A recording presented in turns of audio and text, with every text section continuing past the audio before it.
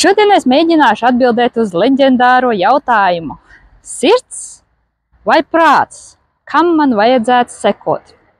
Īstenībā zinātnieki ir atklājuši, ka neironu, jeb smadzeņu šūnu veidā šūnas ir atrodams arī mūsu sirdī un mūsu zarnās, iekšās.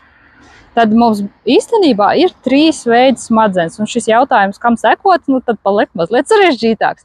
Bet manā uzskatā mums vajag sekot tam, ko es saucu par lielo 3 smadzeņu padomi.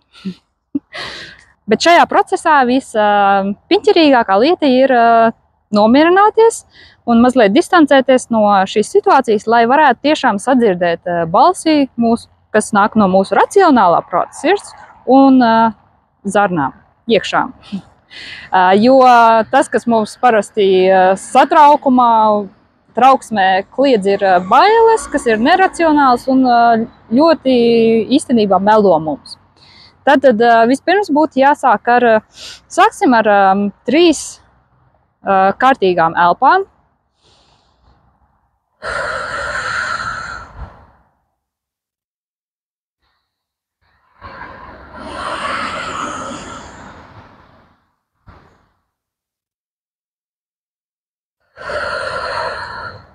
Un tad, kad esam mazliet nomierinājušies, paņemam šo jautājumu, ko mēs vēlamies izlemt, bet par ko ir tā kā šaubas, un iesim vispirms pie smadzenēm, racionālās prāta daļas. Iztēlosimies, šīs ir mūsu tā kā smadzenes, ja? Un pajautāsim, mīļās smadzenes, mans racionālais prāts, kā tu domā, ko man vajadzētu darīt? Tad uzklausī atbildi un ej pie otram smadzenēm. Mūsu sirds, iztēlosimies, šī ir mūsu sirds. Mana sirds, ko tu jūti, ko man vajadzētu darīt? Atkal paklausies, atbildi, un tad ej pie 3. smadzenēm. Iekšām vai zarnu apgabala. Nu jā, tā kā smadzenes ir atbildīgas par to, ko mēs domājam, un sirds par to, ko mēs jūtam, tad iekšas ir atbildīgs par mūsu pasargāšanu, par bailēm un to pusi. Tāpēc tad savām iekšām mēs jautājam, ko manas smadzenes un mana sirds nezin, bet vajadzētu zināt par šo situāciju. Ko vajadzētu ņemt vērā. Un tad paklausies.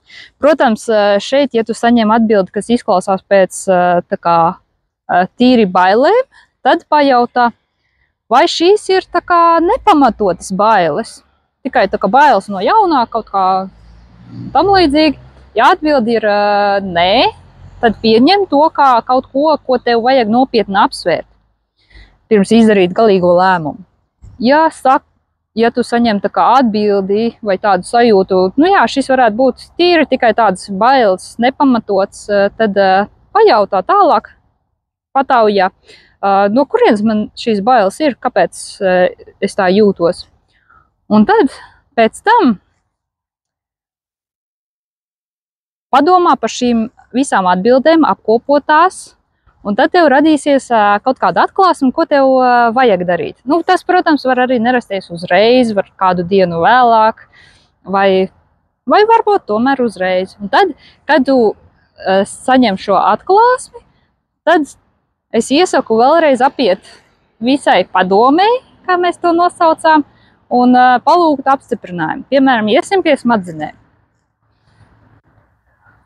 Tad pajautās, smadzenes, mans racionālais prāts.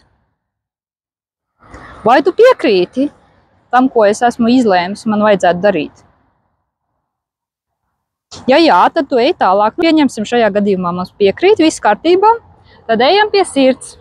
Sirds, kā tu jūti, vai tu piekrīti šim? Ja tu saņem arī apstiprinājumu no sirds, tad ej atkal pie iekšām.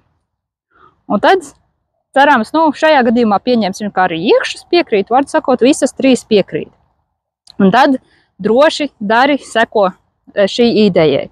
Bet, protams, šeit es tā kā demonstrēju ar skaistiem kociņiem, ja, kā smadzenēm, bet īstenībā tas process izskatīsies vairāk šādi. Tu kaut kur apsēdies mierīgāk, Dziļi ieelpo, lai nomierinātos un mazliet distancētos no šīs situācijas un nepieciešamā lēmuma. Un tad tu jautā sev, vispirms vairāk koncentrējoties tā kā uz smadzeņu daļu, prātu, ko es domāju, ko man vajadzētu darīt. Tad pārvietojies, koncentrējies uz sirds apgabalu un jautā, ko es jūtu, ka man vajadzētu darīt. Un tad atkal koncentrējoties uz iekšām, zarniņu apgabalu, ko man vajadzētu zināt, varbūt ko vēl apsvērt. Un tad šādā veidā vienkārši tu izej šo apli, padomi un nonāc pie šī lēmuma, kuram tad tālāk sekot. Bet jā, mans padoms ir seko visām 3 savām smadzenēm, jo katrai ir sava gudrība un katrai ir sava loma.